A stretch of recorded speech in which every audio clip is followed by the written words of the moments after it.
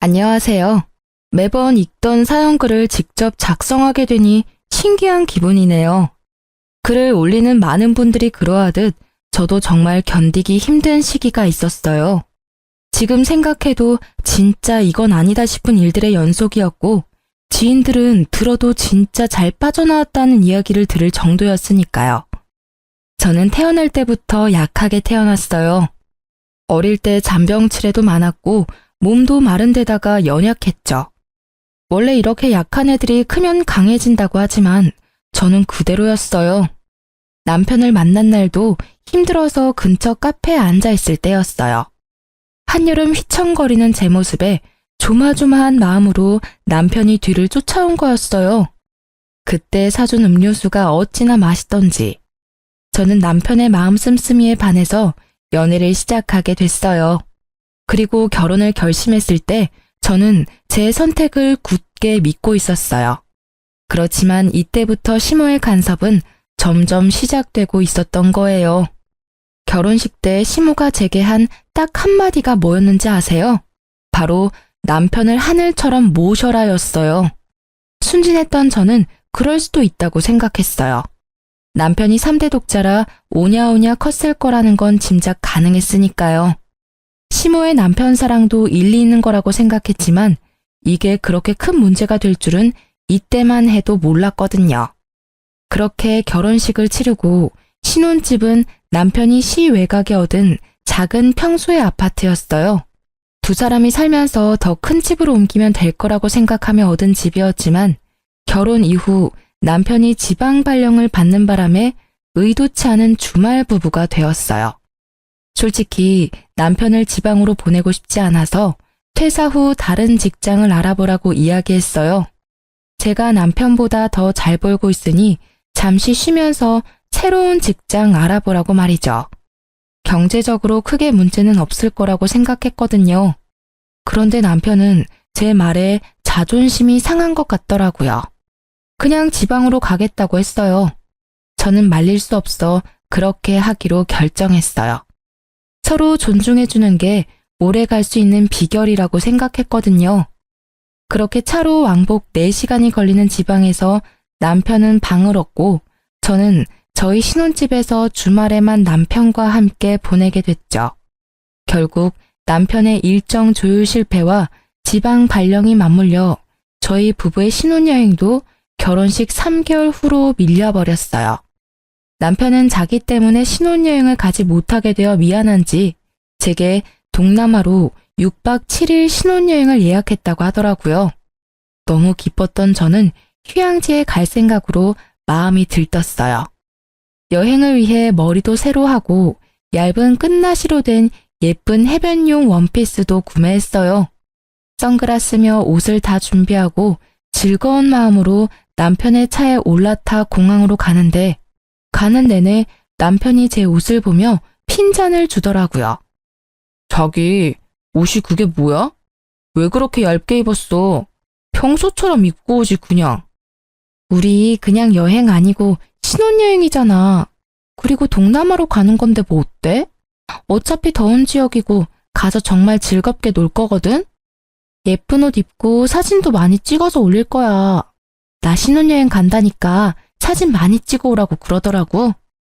저는 즐거운 마음에 계속 제잘거렸고 남편은 제 말에도 여전히 마음에 들지 않는 얼굴이었어요. 저는 남편이 제 옷이 얇아서 걱정되는 마음에 그런 말을 하는 줄 알았거든요. 그런데 공항에 도착하고 나서야 남편의 옷 지적이 왜인지 알게 됐어요. 도착한 공항에는 제가 아는 두 분이 서 계셨어요. 캐리어까지 들고 여행을 갈 것 같은 복장을 한 시부와 시모가요. 저는 너무 당황한 나머지 남편의 팔을 끌었어요. 자기, 이게 혹시 무슨 일이야? 어머님이랑 아버님이 왜 여기 계셔? 제 말에도 남편은 아무런 대꾸를 하지 않은 채 캐리어만 밀며 부모님 앞으로 가더라고요. 저도 남편 뒤를 졸졸 쫓아갔죠. 어머님, 아버님 안녕하세요. 아유, 얘, 너 옷이 그게 뭐니? 남들 보기 민망하지도 않아? 어떻게 이게 결혼한 여자가 입을 만한 옷이니? 너 아직까지 처녀 때 생각하면 큰일 나. 넌 이제 한 사람의 아내라고. 몸가짐을 조심해야 하지 않겠어? 아무리 해외라지만 어른들도 있는데 그런 옷을. 네, 도착하면 갈아입을게요. 그런데 어머님 아버님은 여기 어쩐 일로. 공항에 왜 왔겠니? 너희 여행 간다는 이야기 듣고 내가 얼마나 어이없었는 줄 아니? 시월은 버젓이 살아있는데 없는 취급하고 둘이서만 여행 가려고 했어. 섭섭해서 아들한테 우리도 가겠다고 한 거야. 저에게 한마디도 하지 않고 시부모를 모시고 온 남편 때문에 열이 올랐어요. 하지만 이미 엎질러진 물이잖아요.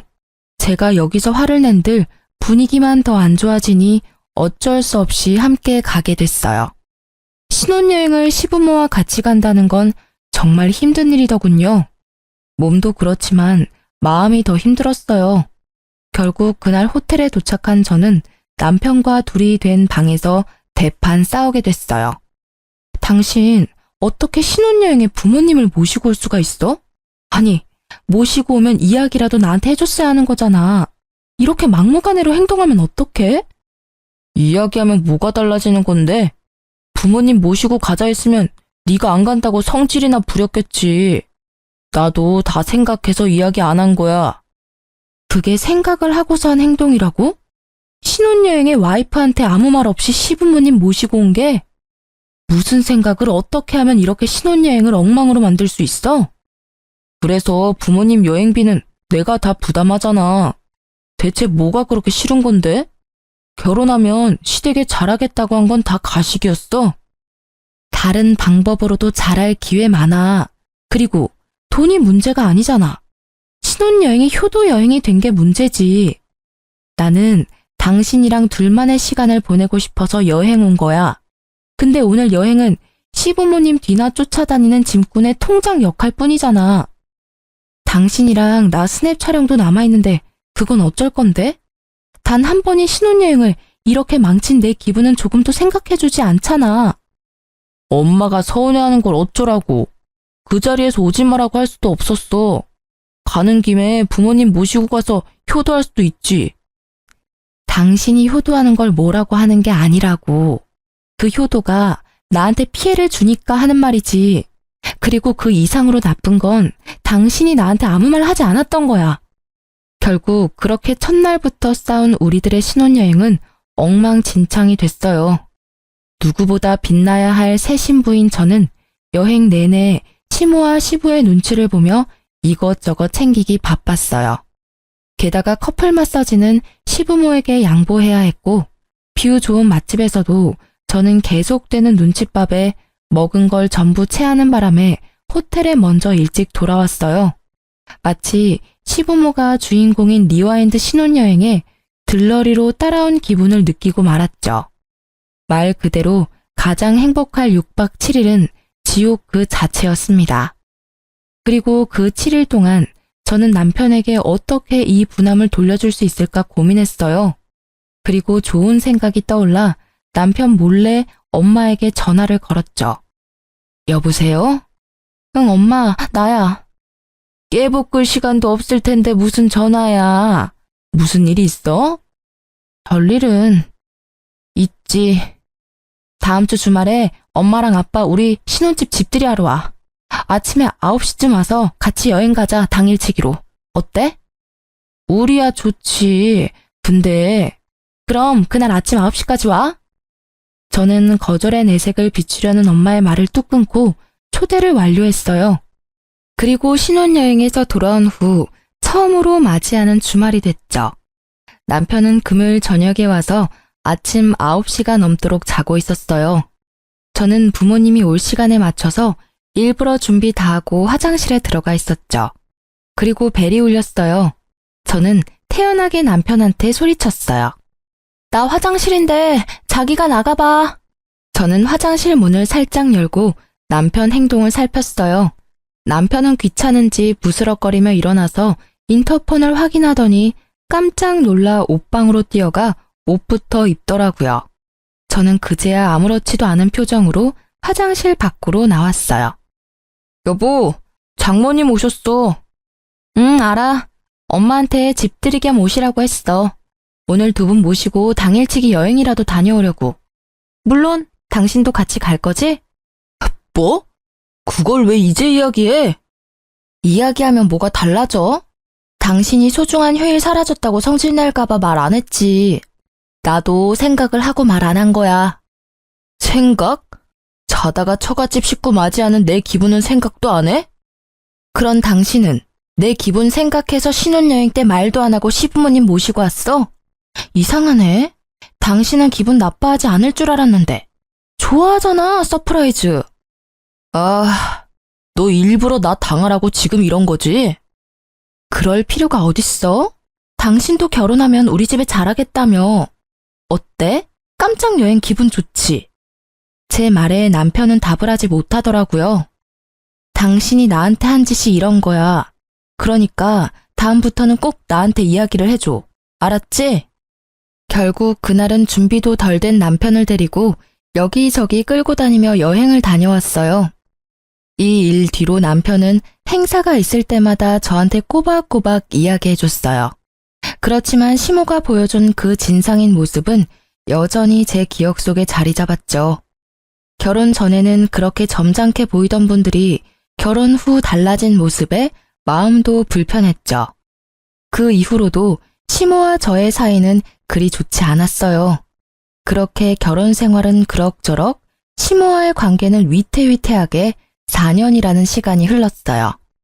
그런데 남편과의 거리가 멀어서였는지 제가 몸이 약해서였는지 저희가 그렇게 바라던 아기는 깜깜무소식이었어요. 저는 자꾸만 제 약한 몸 탓인 것만 같아 힘들었고 결국 난임센터를 방문하기로 결정했는데 그 전에 정말 놀랍게도 자연 임신이 되었어요. 그리고 임신 사실을 시모가 알게 되었을 때 저는 시모의 어이없는 행동에 다시 한번 학을 뗐어요. 뱃속의 아이가 아들이라는 것을 확인한 시모는 그날부터 제 행동을 일거수일투족 감시하기 시작했어요. 왜냐고요? 제 뱃속에 있는 손주의 태교를 위해서라고 하더라고요. 저는 어이가 없었어요. 그렇지만 제 자식 생각해주는 시모에게 뭐라 할 수도 없어 꼬박 10달을 참았어요. 먹고 싶은 것도 하고 싶은 것도 참으며 맞춰드렸죠. 그런데 출산일에는 더 심했어요. 진통이 와서 병원에 갔더니 기어코 따라와서는 의사에게 무조건 자연분만으로 해달라 했어요. 저는 어디 드라마에서나 보던 일을 당하니 황당했고 아픈 와중에도 결국 시모의 요구에 장장 12시간을 참아내고 자연분만에 성공했어요. 그런데 더 서러운 건요. 출산 후 수고했다 한마디도 없이 딱 한마디 하더라고요. 아들 하나 가지고는 모자라니 둘은 더 낳아라. 네가 우리 집에 시집 오고 제일 중요한 일이 아들 낳는 일이야. 그 이야기에 저는 시모에 대해 더 거리를 두려고 했어요. 그러니 자연스레 친정어머니와 더 가까워질 수밖에 없더라고요. 조리원 퇴소 후 친정엄마가 제 산후조리를 위해 집에 와 계셨는데 시모가 자기가 산후조리 하겠다며 저희 엄마에게 집에 가시라고 하더라고요. 결국 시모는 평일 중 3일을 저희 집에 출퇴근하셨어요. 게다가 시모는 산후조리를 해야 할 저에게 집안일 시키기만 바빴어요. 몸을 안 움직이면 더 몸이 굳어. 그러니까 많이 움직여라. 애 낳은 게 무슨 벼슬이라고 누워서만 지내? 집안일 정도는 해야 돼. 그러는 본인은 산후조리 해준다는 명목으로 친정엄마까지 내쫓고 들어와서 손주만 안고 우쭈쭈 거리더라고요. 아니 그냥 우쭈쭈 하기만 하면 다행이게요. 100일도 안 된 애를 안고는 제 욕하기 바쁘더라고요. 애 꼴이 이게 뭐냐? 에구 우리 영훈이 땀 냄새가 많이 나네.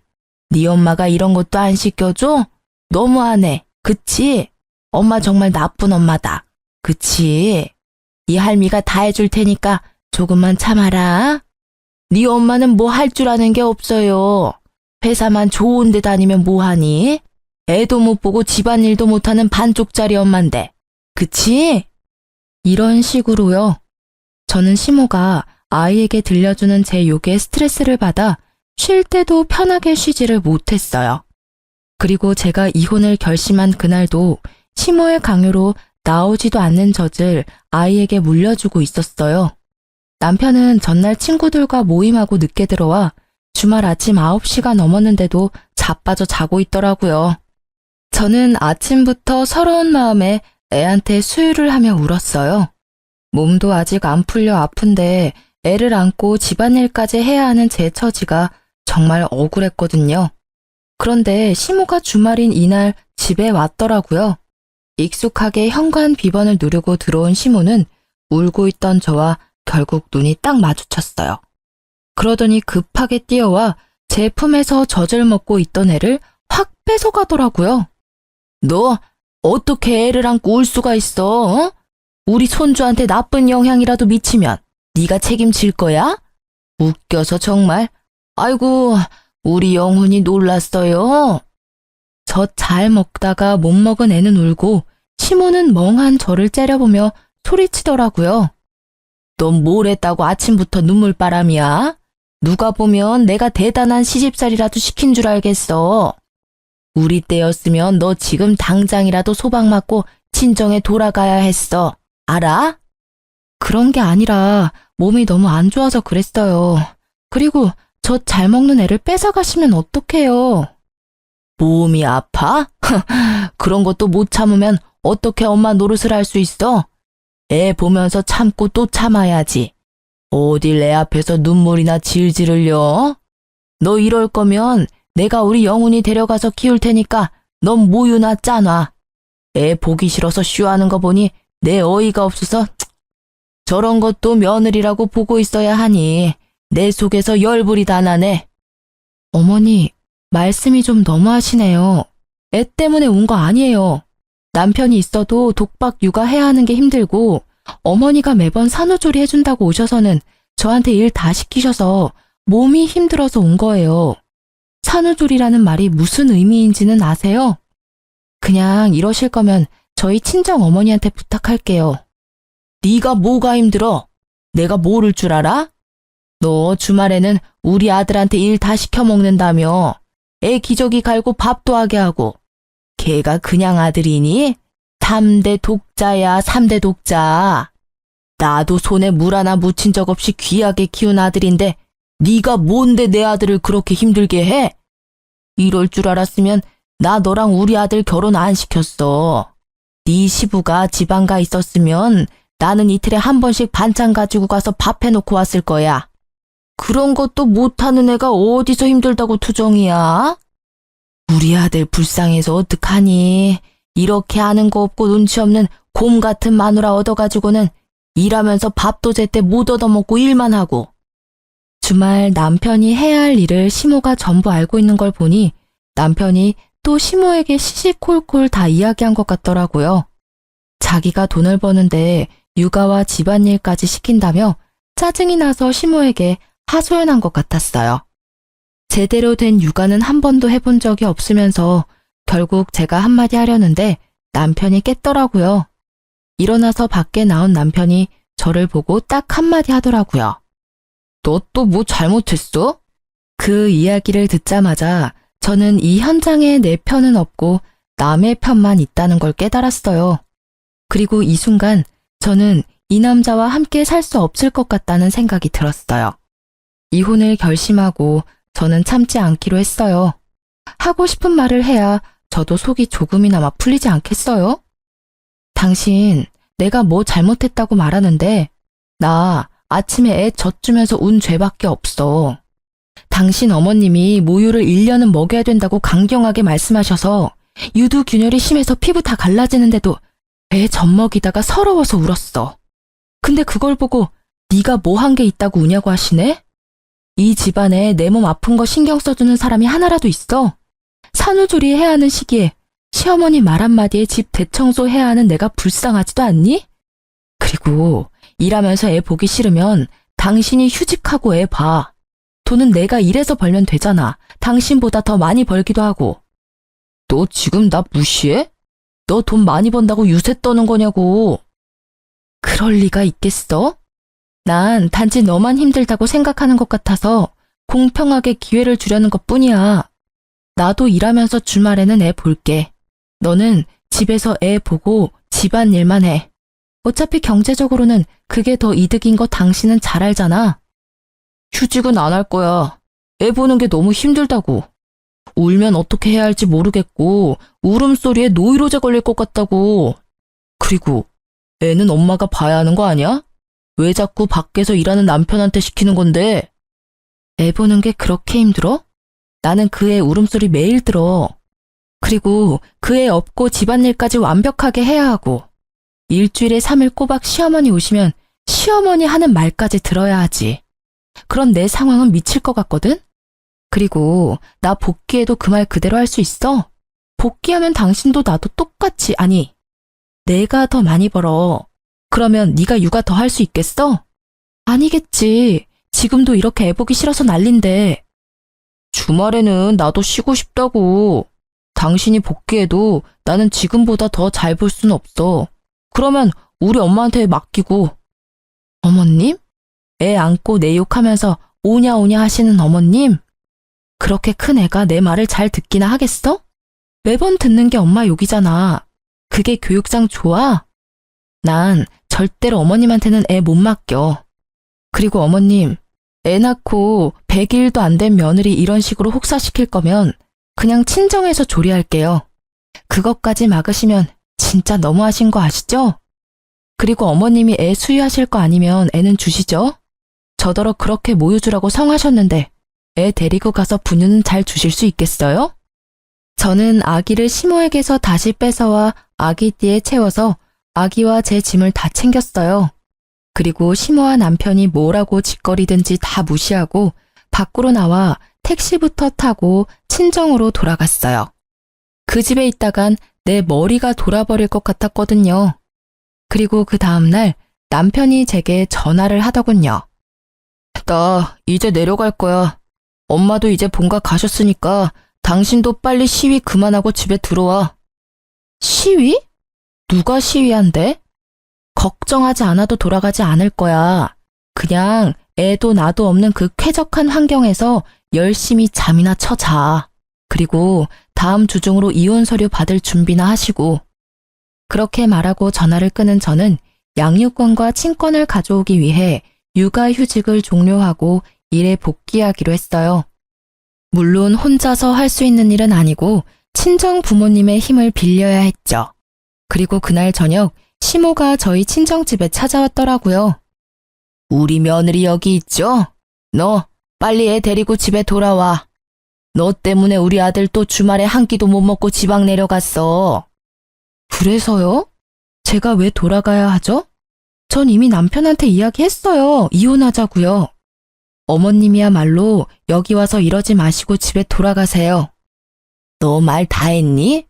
사돈댁은 딸이 이렇게 생각 없고 모자란 사람인 거 아셨어요? 저는요, 얼마나 기가 찬지 남의 귀한 집 손주까지 데려가서 인질로 삼는 게 말이 돼? 어머님, 말씀 조심하세요. 말을 조심하라고? 내가 왜 그래야 되는데? 내 귀한 손주 뺏긴 것도 억울해 죽겠는데 너한테 고운 말이 나오겠어?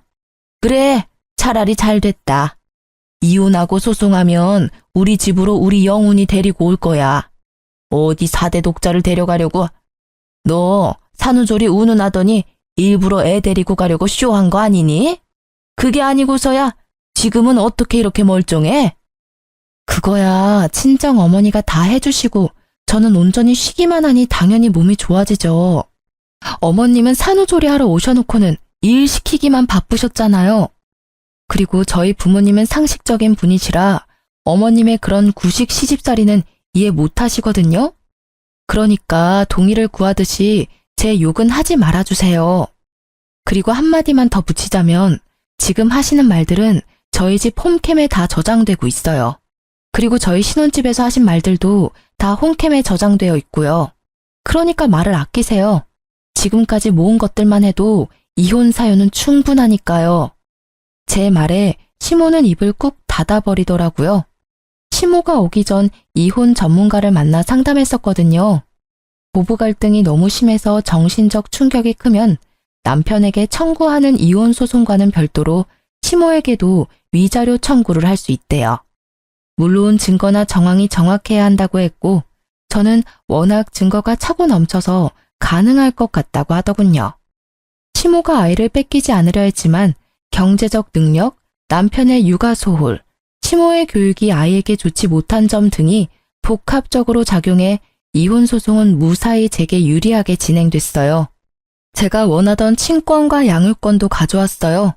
남편과 시모에게서는 위자료를 받을 수 있었지만 양육비만큼은 남편이 제게 보내지 않더라고요. 거의 3년이 넘는 동안이나 말이죠.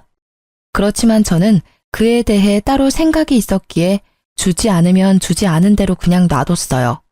물론 재촉 문자는 했었죠. 하지만 아이에 대해 별 애정이 없는 그 남자가 양육비를 줄 리는 없었죠. 4대 독자라도 본인은 귀한 줄 몰라요. 면접 교섭권을 한 번도 쓴 적 없었으니까요. 애는 다시 가지면 된다는 생각이나 하고 있을 거예요. 그저 시모나 전전긍긍일 뿐이지. 그리고 이혼 후 3년째 되는 해에 저는 이미 새로운 남자와 재혼한 지 2년이 조금 안 되는 상태였어요. 그리고 재혼한 현 남편과의 상의를 통해 제 아들을 재혼남의 호적에 넣을 수 있는 친양자 입양을 신청하기로 했어요. 제가 생각했던 게 바로 이거였어요. 친부가 3년 이상 부양의 의무를 이행하지 않거나 면접 교섭을 하지 않으면 친부의 동의 없이도 친양자로 입양이 가능하고 아이의 성과 본을 재혼 남편의 성과 본으로 바꾸는 것도 가능하다고 해요. 물론 여러 가지 여건이 맞아야겠지만 저 같은 경우는 그걸 위해 양육비를 안 줘도 참았던 거예요. 그리고 양육권을 지급하지 않은 지 3년이 될 때쯤 전 시모와 전 남편이 갑자기 제게 연락이 와서 만나자고 하더군요. 만날 생각은 들지 않았지만 법적으로 크게 문제가 될 수도 있다는 말에 만나러 갔어요. 두 사람은 눈에 쌍심지를 켜고 저를 맞이하더라고요. 저는 이 사람들이 왜 이러나 하는 생각만 들었죠. 제가 잘못한 게 없으니까요. 여기까지 나온 걸 보니 너도 제발 저려서 나온 것 같구나. 무슨 말씀 하시는지 모르겠네요. 용건만 간단히 해주시겠어요? 이 사기꾼 같은 년아, 우리가 낸 위자료 내놔, 이 나쁜 년. 너 감히 우리를 속였어? 내가 그 위자료 왜 줬는데? 당장 그거 다시 돌려놔. 아니면 고소할 거야. 파렴치한 것도 정도가 있지. 어떻게 그런 대담한 짓을 벌려놓고 우리를 속이려고 했을 수가 있어? 무슨 소리인지 알아듣게 말씀하세요. 이혼 위자료 소송은 제가 판결 내린 게 아니라 법원이 내린 거죠. 따지시려면 법원 가서 따지세요. 이래도 시침이 뗄 거야?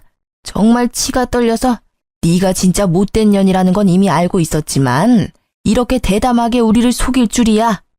그러면서 시모가 내민 것은 몇 장의 종이였어요. 들고 상세히 읽어보니 그건 바로 전 남편의 무정자증에 관한 결과지였어요. 정자수가 현저히 부족해서 자연적으로는 임신이 많이 어렵고 정상 정자수도 적다는 내용의 검사 결과지였어요. 그걸 보니 딱 답이 나오더라고요. 이 사람들은 내가 결혼 중 외도를 해서 애를 낳았다고 생각하는 거였어요. 정말 천박하기도 하죠. 그런 생각을 어떻게 감히 할 수 있으며 최소한의 검사도 없이 바로 단정지어 말할 수 있을까요? 제 상식으로는 도무지 이해가 되지 않는 행동이었어요. 네 거짓말과 외도는 이미 들통났어. 어디서 어떤 남자를 만나서 애를 만들었는지 모르지만 그 더러운 애 새끼를 내 손주라고 생각하게 만들다니. 이렇게 결과를 듣기 전까지는 몰랐지. 그래, 아무리 봐도 우리 아들과 닮은 구석이 없었어. 그때 알아봤어야 했는데. 너 일부러 위자료 받아 처먹으려고 애 낳은 거지? 당장 우리한테서 가져간 위자료 내놔. 알고 보니 전 남편도 저와 비슷한 시기에 재혼을 했는데 시모가 임신하라고 그렇게 난리치는데도 애가 안 생겨서 병원을 갔다가 무정자증 진단을 받아왔다고 하더라고요. 저는 너무 웃겼어요. 착각하고 있는 이 사람들에게 진실을 알려주기로 했어요. 물론 씨알도 먹히지 않을 걸 알지만 사실 그걸 바라는 거기도 했고요. 두 사람이 뭘 상상한지는 알겠지만 저는 정말 맹세코 바람핀 적 없어요. 그리고 이 애는 당신 애야. 그건 바뀔 일은 없어.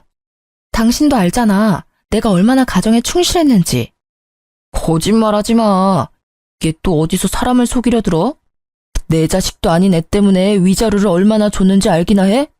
천박한 몸뚱아리 굴려서 어디서 더러운 씨앗이나 받아서 만든 애를 감히 내 아이라고 속여? 그래, 언제까지 속일 수 있을 줄 알았어? 이래서 내가 양육비를 안 준 거야. 내 새끼도 아닌데 내 돈을 왜 줘? 웃기지도 않는 말을 하는 전 남편을 보며 저는 차분하게 말했어요. 정말 그 애가 당신 애가 아니라고 생각해? 그럼 우리 애는 이제 더 이상 필요 없어? 필요 없어. 피 한 방울 안 섞인 남의 아이가 왜 필요해? 당신이 그렇게 생각하면 하는 수 없네. 그러면 애 호적 옮기는 건 동의해 줄 수 있지? 원래 당신 동의 없이도 옮길 수 있는데 어차피 당신이 당신의 아니라고 하니 괜찮잖아. 옮겨줘도. 그러면 당신은 애 없는 거나 마찬가지고, 안 그래? 당연하지. 그건 동의해주면 내 아이는 없는 게 되니까 양육비는 안 줘도 되지. 결국 그게 목적이었더라고요. 이 나쁜 놈은. 지 자식한테 드는 돈이 아까워서 돈 한 푼을 안 준 쫌생이 같은 인간이었어요. 그건 내가 변호사랑 잘 이야기해볼게. 그리고 나중에 애 돌려달라고 하지 마. 그건 꼭 지켜줬으면 좋겠어. 어차피 돌려줄 생각도 없지만. 내 쪽에서 할 말이거든. 혹여라도 나한테 애 맡기려고 하기만 해봐. 절대로 안 받아줄 거니까. 남의 새끼를 내가 왜 키워? 저는 전 남편에게서 동의서를 받았어요. 그래, 그럼 잘 됐네. 자, 가서 서류 작성하자. 그리고 내가 한마디 하는데 그 위자료는 당신들이 잘못해서 혼인이 파탄에 이른 걸 법원이 인정했기 때문에 당신들이 나한테 지불한 거야. 애랑은 전혀 상관이 없지. 그리고 고소하고 싶으면 적어도 내가 외도를 했다는 증거를 가지고 와야 되는 거 아니야? 말로는 누가 무슨 말이든 못해. 시간 줄 테니까 내가 외도했다는 증거 가져와. 그러면서 소송이든 뭐든 다 받아줄 테니까. 뭐 지금 당장 그렇게 가도 분명 변호사도 나랑 똑같이 증거가 있어야 된다고 말할걸? 잘 찾아봐. 있다면 말이지. 그리고 전 남편이 애타게 제 외도 증거를 찾는 동안 저는 아이의 호적이 재혼한 남편 밑으로 들어가는 걸 목이 빠져라 기다리고 있었어요. 그리고 드디어 아이가 재혼 남편의 성과 본으로 바뀐 날, 저는 아이를 데리고 전 남편과 전 시모를 만나러 갔어요. 전 시모와 전 남편은 아이를 무시무시한 눈으로 쏘아보더라고요. 저는 두 사람에게 말했어요. 두 분 다 고생하시죠? 제 외도 증거 찾으려니 힘드실 거예요. 그래서 일 좀 쉽게 해드리려고요. 제 애가 다른 남자애면 소송하기 쉬울 테니 친자 검사 한번 해보세요. 애가 친자가 아니면 소송 가능하지 않겠어요? 제 말에 전 남편과 전 시모의 눈이 동그래지더라고요. 이때까지 만나자고 해도 절대 만나주지 않던 제가 아이 상피세포 채취까지 해주겠다고 하니 어안이 벙벙한 모습이었어요. 저는 두 사람이 보는 앞에서 아이 입안을 면봉으로 쓱쓱 문질러 봉투에 바로 넣어 두 사람에게 전해줬어요. 검사해봐. 어차피 더 이상 찾아볼 곳도 없잖아. 안 그래? 제 말에 그 둘은 웃으며 나가더라고요. 혹여나 위자료를 돌려받을 수 있다거나 소송에서 이겨서 돈을 받아낼 수 있을 거라는 생각을 했을지도 몰라요. 그리고 며칠 후 제 전화기에서는 불이 나기 시작했어요. 제가 전화를 받지 못하자 전 시모와 전 남편은 친정집까지 쫓아왔더라고요. 저는 친정엄마 전화에 불이 나게 친정으로 달려갔어요. 이미 한바탕 난리를 친 건지 전 시모 얼굴이 엉망이더라고요. 너 어떻게 이럴 수가 있어? 어떻게 천륜을 끊어먹고도 네가 무사할 줄 알아? 내 손주 우리 영훈이 내놔. 무려 4대 독자야. 그냥 손이 아니라고. 그래, 너 어떻게 내 애를 다른 사람 호적으로 옮길 수가 있어? 네가 진짜 사람이야? 두 분이 왜 여기서 이러는지 모르겠어요. 내가 분명히 당신한테 이야기했지. 우리 애 당신 애라고. 나는 외도한 적도 없다고 말했어. 그런데 당신이 뭐라고 했어? 그럴 리 없다고 증거가 있다며. 그 검사 결과지 보여줬잖아. 내가 아무리 사실을 말해도 믿지 않고 호적 정리하는데 동의해준 건 당신이야. 그리고 아줌마, 더러운 씨앗이니 아들 닮은 구석이 하나도 없었다니 그런 말씀하신 거 저는 절대로 잊지 않을 거예요. 그런 건 너무하잖아. 나는 분명히 당신이 외도하는 거라고 생각하고 나는 이제 애를 가질 수 있을지 없을지도 몰라. 내 아이 돌려줘. 가질 수 있을지도 모르지. 나는 가졌잖아, 당신 아이. 같이 살고 있는 재혼한 여자 젊다며 애 가질 수 있을 거야.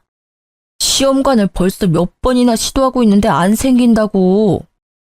전 남편이 침울하게 소리쳤지만 전 시모는 전 남편의 속도 모른 채 말도 안 되는 말을 짓거리더라고요.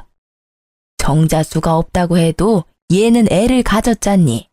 분명히 이건 지금 며느리한테 문제가 있는 거야. 이것 봐라. 네 아들 떡하니 낳아준 며느리가 있는데 그 여자가 그걸 못하는 게 문제인 거야. 그리고 시험관 같은 건 하지 마. 자연 임신으로도 잘만 생기는데 왜 그런 걸 하니? 이 와중에도 시 없는 자기 아들보다 멀쩡한 두 번째 며느리를 탓하는 그 사람이 정말 하나도 변한 게 없어 보여 그저 안도할 뿐이었어요. 저 사람들하고 이제 관여하지 않아도 된다는 사실이에요. 나 진짜로 이번 생에 자식은 영훈이 뿐일지도 몰라. 그러니까 정말로 내가 잘할 테니까 우리 영훈이 나한테 돌려줘.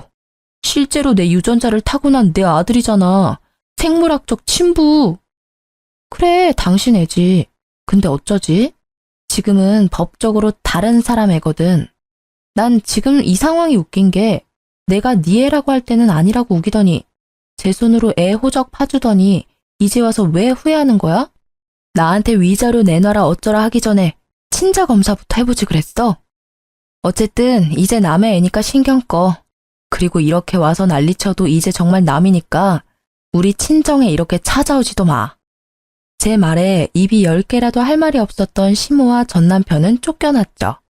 자신이 무정자증이라는 걸 알고 확인도 없이 저를 바람난 여자로 만들고 애를 혼외자로 만들어 소송을 걸겠다는 그 생각이 너무 가증스럽더라고요. 당연히 그들이 주장하는 소송은 진행되지 않았어요. 저의 외도는 당연히 외도를 하지 않았으니 증거가 없었고 아이는 전 남편의 친자였으니까요. 그리고 나중에 들리는 소문에 의하면 전 남편의 두 번째 아내도 시모 때문에 이혼했다고 하더라고요. 그놈의 자연임신과 남편 내조에 관해 매일 집에 와서 여자를 들들 볶았다고 해요. 앞집 사는 조련 동기한테 들었거든요. 요새 저 집이 좀 조용하다면서요. 그렇게 저는 그 사람들과 더 이상 연락을 주고받지 않았어요. 그리고 몇 달 뒤 크리스마스 날에 한번 마주치게 됐어요. 아이 선물을 사주러 재혼한 남편과 함께 가는 길에 전 남편을 정말 딱 정면으로 마주쳤거든요. 시모와 함께 쇼핑 나온 것 같더라고요. 아이는 재혼한 남편의 어깨에 목마를 타고 있었고 갓난 아기일 때 헤어진 전 남편의 얼굴은 전혀 알아보지 못했어요.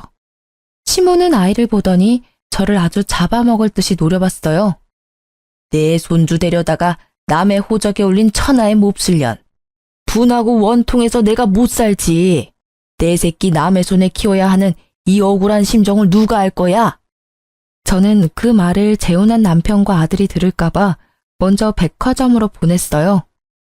어르신, 그 귀한 손주 더러운 씨앗이라고 욕한 게 본인이세요. 그리고 언제는 아들 닮지 않았다고 큰 소리 치시더니 그건 이미 싹 잊으셨나 봐요? 저는 하루도 잊은 적이 없는데요. 뭐? 네가 나한테 그런 말할 자격이나 돼? 속여가지고 애 호적을 팠으면서 손이 귀한 집의 아들을. 네 아들이 아니라 내 손주야. 지금 당장이라도 데려올 수만 있다면 그만하세요, 어머니. 전 남편은 결국 자기 엄마한테 화를 내더군요. 저는 친절하게 전 남편에게 말해줬어요. 당신 어머니 치맛자락에서 못 벗어나면 세 번째, 네 번째 결혼을 해도 똑같이 이혼하게 될 거야. 알지? 제 말에 전 남편은 이미 알고 있다는 듯 얼굴에 후회가 가득하더라고요.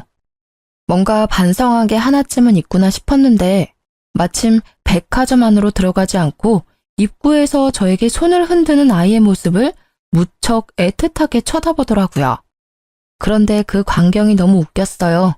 자기가 그런 애틋한 눈으로 애를 볼 염치가 있나? 싶었거든요. 그렇게 애틋하게 애 얼굴 쳐다보지 마. 누가 보면 착각하겠어. 애가 그리워서 그런 표정 짓는다고 생각할 수도 있잖아. 내가 겪어보니 당신은 애가 그리운 게 아니라 그저 이제 당신이 애를 만들지 못한다는 사실이 힘들어서 손에 없는 걸 갖고 싶어 하는 것처럼 보일 뿐이거든? 넌 무슨 말을 그렇게 냉정하게 해? 내 아들 내가 그리워하는 것도 그렇게 못마땅한 거야? 내 자식 남의 아들로 만든 것도 모자라서 나를 부성애도 없는 모지리로 만들어? 네가 다 이렇게 만든 거잖아. 모든 것을 제 탓으로 미루는 이 나쁜 놈의 행태에 저는 결국 소리를 빽 지르고 말았어요. 그게 왜 내가 만든 거야? 네가 만든 거지. 애가 그렇게 애틋하고 그리웠으면 애초에 면접 교섭권은 왜 안 썼는데? 양육비도 3년 내내 한 번도 준 적 없지? 그리고 무엇보다 당신이 무정자증인 거 알았을 때 왜 우리 애가 당신 아들이 아니라는 의심부터 했어? 애한테 일말의 사랑이라도 있었다면 내 애가 아니라고 선언하기 전에 검사라도 해보는 게 상식 아니야? 제 말이 구구절절 다 맞는 말인지라 전 남편은 대꾸할 생각도 못하고 입을 꾹 다물더라고요. 나는 아무리 봐도 너한테 소중한 건 아들이 아닌 것 같아. 네가 제일 소중하게 생각하는 건 그냥 네 생식 능력이겠지. 제 말에 전 남편은 아픈 부분을 찔린 것 같은 표정으로 도망치듯이 떠나버리더라고요. 그렇게 헤어지고는 아직까지 만난 적은 없어요. 제 말이 틀리지 않았는지 애를 보겠다는 연락도 전혀 없더라고요. 뭐 그게 저한테는 더 도움이 되는 일이니까 그냥 그렇게 놔뒀어요. 저는 이혼 후 1년 만에 재혼해서 잘 살고 있어요. 애도 이제 재혼한 남편 밑으로 들어가서 더 안정적으로 살아요. 재혼 후에 아들 밑으로 딸을 하나 낳았고요. 남편과 아들은 딸을 두고 서로 돌보겠다며 다툴 정도로 사이가 좋아졌어요. 아들은 의외로 성격이 전 남편보다는 현재 남편을 더 닮아 마음이 좀 놓이기도 해요. 지금 남편은 부모님이 모두 일찍 돌아가셔서 시댁 식구는 남편의 형제 자매들 뿐이에요. 솔직하게 말해서 그런 점 때문에 재혼을 결심한 것도 있어요. 그만큼 저에게 시댁 시부모라는 존재는 트라우마에 가까웠거든요. 그래도 지금은 많이 좋아졌지만 그 짧은 시간 동안에 시집살이로 트라우마가 생긴 걸 보면 말하지 못한 소소한 감정의 골들이 엄청났다는 걸 실감해요. 저희 어머니가 결혼을 하려면 그 집안의 어른을 보면 된다는 말을 했었거든요. 솔직히 첫 결혼 때는 전 남편과의 애정이 너무 깊었기에 그런 걸 무시하고 결혼을 결정한 부분도 있어요.